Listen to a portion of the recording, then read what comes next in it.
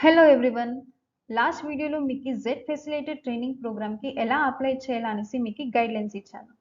So, ఈరోజు ఈ వీడియోలో ఆ జెడ్ ఫెసిలిటేటర్ ట్రైనింగ్ ప్రోగ్రామ్‌కి అప్లై చేస్తే మీ బాధ్యతలు ఏమేమి ఉంటుంది అనేసి డీటెయిల్‌గా ఈ వీడియోలో మీకు చూపిస్తాను. ఈ స్లైడ్‌లో మీకు ఎజెండా ఎక్స్‌ప్లెయిన్ చేస్తున్నాను. సో, ఈ ఈ మొత్తం వీడియోలో మీకు ఏ టాపిక్స్‌ని ఎక్స్‌ప్లెయిన్ చేస్తాను అంటే, ఫస్ట్ వన్ వచ్చేసి జెడ్ ఫెసిలిటేటర్‌కి పరిచయం. సెకండ్ వచ్చేసి మీరు ఎంఎస్ఎంఈ వాళ్ళకి వెళ్ళానంటే ఒక అవేర్‌నెస్‌ని క్రియేట్ చేయాలా. సో, థర్డ్ వన్ వచ్చేసి ఎంఎస్ఎంఈ వాళ్ళకి రిజిస్ట్రేషన్‌కి మీరు సహాయం కూడా చేయాలా. సో, ఫోర్త్ వన్ వచ్చేసి ఎంఎస్ఎంఈ వాళ్ళకి సహాయం చేసి వాళ్ళకి డాక్యుమెంట్స్‌ని ఎలా అప్‌లోడ్ చేయాలా అనేసి వాళ్ళు సహాయం కూడా వాళ్ళకి పరిచయం చేయాలా. సో, నెక్స్ట్ వన్ పాయింట్ వచ్చేసి ఆ ఎంఎస్ఎంఈ వాళ్ళకి సర్టిఫికేషన్‌కి మీరు ఇష్యూ చేయాలంటే వాళ్ళకి సర్టిఫికేట్ దొరకాలా అంటే మీరు వాళ్ళకి ఎంకరేజ్ చేసి సహాయం చేయాల. సో, నెక్స్ట్ పాయింట్ వచ్చేసి ఆ సర్టిఫికేషన్ పైన వాళ్ళకి సబ్సిడీ అనేసి వాళ్ళకి ఉపయోగం అవుతుంది.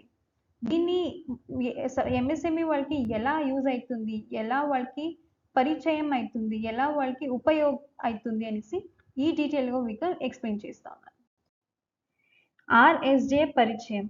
ఈ లెటర్ వచ్చేసి మాకి క్యూసీ అంటే క్వాలిటీ కౌన్సిల్ ఆఫ్ ఇండియా నుంచి ఒక జెడ్ అసెస్మెంట్ ఏజెన్సీ వాకి వర్క్ చేయాలా అనేసి మాకి జెడ్ సర్టిఫికేషన్ స్కీమ్స్‌కి అనేసి ఈ లెటర్‌ని మాకి ఇష్యూ చేశారు.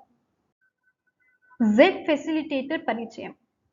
సో, ఫస్ట్ జెడ్ ఫెసిలిటేటర్ అవ్వాలంటే వాళ్ళకి జెడ్ అంటే ఏమి అనేసి వాళ్ళకి నాలెడ్జ్ ఉండాల. జీరో డిఫెక్ట్, జీరో ఎఫెక్ట్ ఒక సర్టిఫికేషన్.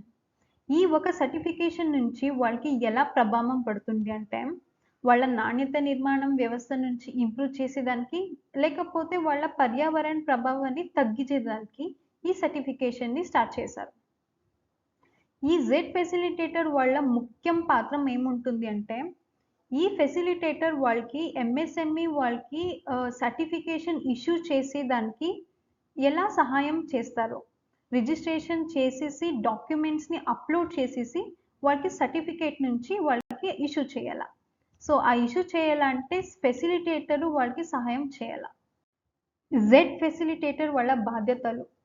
జెడ్ పోర్టల్‌ని యూజ్ చేసుకొని ఎంఎస్ఎంఈ వాళ్ళు రిజిస్ట్రేషన్‌కి అనేసి సహాయం చేస్తారు. రిజిస్ట్రేషన్ చేసి వాళ్ళకి సర్టిఫికేట్‌ని కూడా ఇష్యూ చేస్తారు. డాక్యుమెంట్స్ మొత్తంని అప్‌లోడ్ చేసేసి వాళ్ళ కర్తవ్యం బాధ్యతలు ఏముంటుంది అంటే ఎంఎస్ఎంఈ వాళ్ళకి రిజిస్ట్రేషన్ చేసి వాళ్ళకి సర్టిఫికేషన్‌ని కూడా తీసుకునే దానికి సహాయం చేస్తారు. జెడ్ ఫెసిలిటేటర్ వాళ్ళు ఎంఎస్ఎంఈ వాళ్ళకి ఒక అవేర్‌నెస్‌ని క్రియేట్ చేయాల. ఈ ఒక సర్టిఫికేట్ నుంచి వాళ్ళకి ఏం అర్థమైతుంది అంటే ఏమంతా వాళ్ళకి బెనిఫిట్స్‌ని దొరుకుతుంది అనేసి ముఖ్యంగా ఎంఎస్ఎంఈ వాళ్ళకి సహాయం చేయాల. దాన్ని సహాయం చేయాలంటే మా దగ్గర మెథడ్స్ ఉంటుంది. సో, వెబినార్‌ని కండక్ట్ చేయొచ్చు. లేకపోతే సెమినార్‌ని కండక్ట్ చేసేసి వాళ్ళకి ఎక్స్‌ప్లెయిన్ చేసేదానికి, లేకపోతే సోషల్ మీడియా నుంచి వాళ్ళకి ఒక ఇన్ఫర్మేషన్‌ని దొరకొచ్చు. ఎంఎస్ఎంఈ వాళ్ళు రిజిస్ట్రేషన్ చేసుకోనాలా అంటే, ఈ జెడ్ ఫెసిలిటేటరు జెడ్ వెబ్‌సైట్‌ని యూజ్ చేసుకొని, పోర్టల్‌ని యూజ్ చేసుకొని రిజిస్ట్రేషన్ చేసేదానికి హెల్ప్ చేయాల. ఇఫ్ సపోజ్ ఏమన్నా ఎంఎస్ఎంఈ వాళ్ళకేమైనా ఇష్యూ ఉంటే, లేకపోతే వాళ్ళేమైనా ప్రాబ్లమ్ చేస్తుంటే, లేకపోతే వాళ్ళకి అప్‌లోడ్ చేసేదానికి తెలీదు అంటే, ఈ జెడ్ ఫెసిలిటేటర్ వాళ్ళు ఎంఎస్ఎంఈ వాళ్ళకి విజిట్ చేసేసి, రిజిస్ట్రేషన్ ఎలా అప్లై చేయాలనేసి వాళ్ళకి గైడ్ చేస్తారు. అంటే సహాయం చేస్తారు. సో, ఈ స్లైడ్‌లో మీకి డాక్యుమెంట్స్‌ని ఎలా అప్‌లోడ్ చేయాలా? సో, ఒకవేళ ఫస్ట్ ఎంఎస్ఎంఈ వాళ్ళు జెడ్ పోర్టల్‌ని యూజ్ చేసుకొని రిజిస్ట్రేషన్ తర్వాత వాళ్ళ నెక్స్ట్ స్టెప్ వచ్చేది డాక్యుమెంట్స్‌ని అప్‌లోడ్ చేసేదానికి. సో, ఏమంతా డాక్యుమెంట్స్ రిక్వైర్డ్ కావాలా? సో, ఆ డాక్యుమెంట్స్‌నంతా మొత్తం రెడీ చేసుకొని డైరెక్ట్‌గా లైవ్ లొకేషన్‌ని యూజ్ చేసుకొని లైవ్ ఫోటోస్‌ని, డాక్యుమెంట్స్‌ని అప్‌లోడ్ చేయాలా. సో, ప్రీవియస్ స్లైడ్‌లో మీకు డీటెయిల్‌గా ఎక్స్‌ప్లెయిన్ చేశాను. ఎంఎస్ఎంఈ వాళ్ళకి జెడ్ సర్టిఫికేషన్ తర్వాత వాళ్ళకి ఎలా అప్లై చేయాలా? ఆ సర్టిఫికేషన్ యూజ్ చేసుకొని వాళ్ళకి ఏమంతా ప్రయోగం అయితుంది.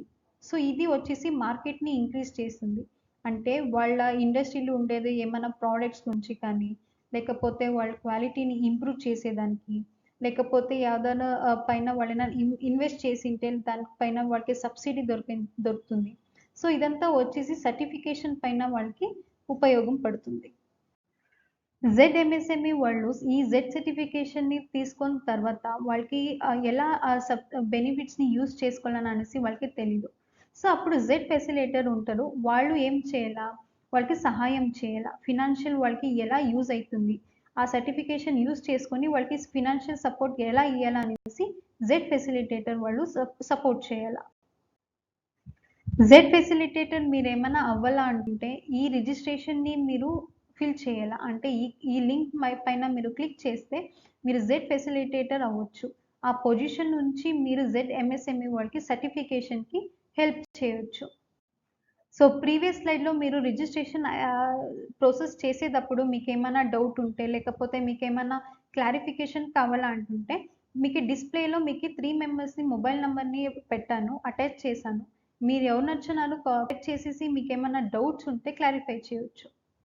అందరికీ థ్యాంక్ యూ అండి. మీకేమన్నా డౌట్స్ ఏమన్నా క్లారిఫికేషన్ ఏమన్నా కావాలంటే డిస్‌ప్లేలో మీకు కాంటాక్ట్స్ నంబర్స్‌ని అటాచ్ చేశాను. కాంటాక్ట్ చేయొచ్చు. Thank you.